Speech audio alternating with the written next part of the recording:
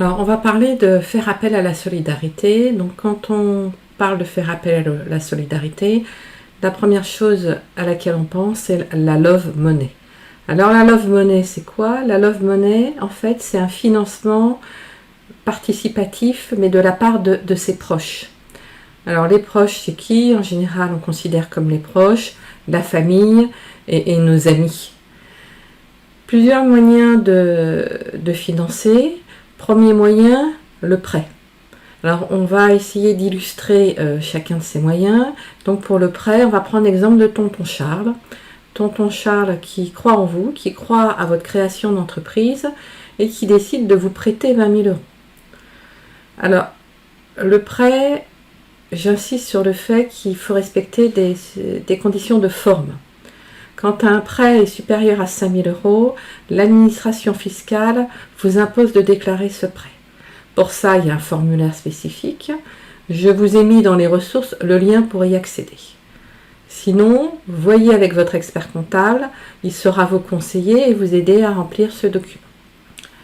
Donc, pour ne pas se fâcher avec Tonton Charles qui vous prête 20 000 euros, ce que je vous recommande, c'est d'être clair avec lui sur les modalités du prêt.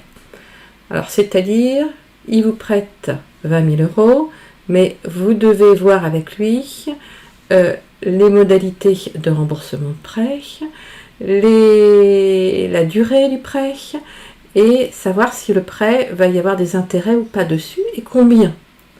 Donc, pour que les choses soient claires, il faut que les choses soient écrites et validées par l'une et l'autre des parties. Donc ici, vous et Tonton Charles.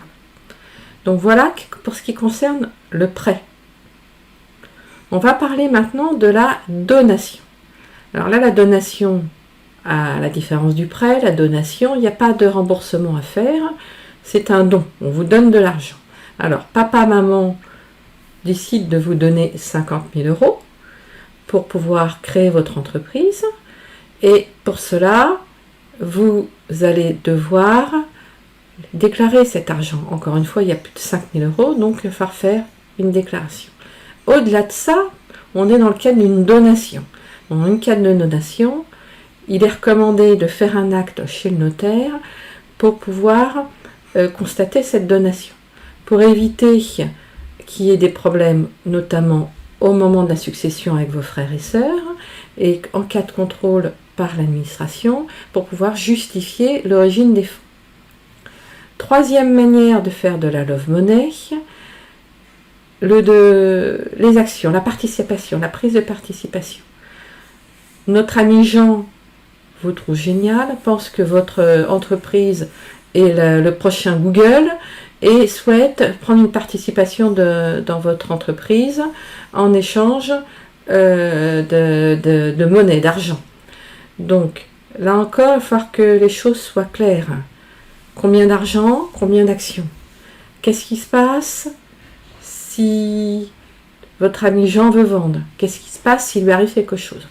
Alors en général, quand il y a des gens extérieurs qui arrivent dans votre capital, que ce soit par le biais de la Love Money, mais ça peut être aussi par le biais de Business Angel, ça peut être par le biais d'une levée de fonds.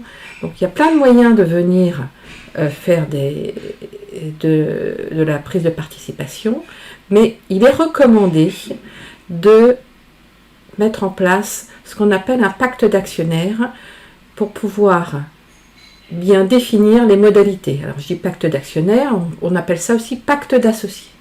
Donc voilà, on a bien vu les trois parties qu'il pouvait y avoir: donation, prêt et participation.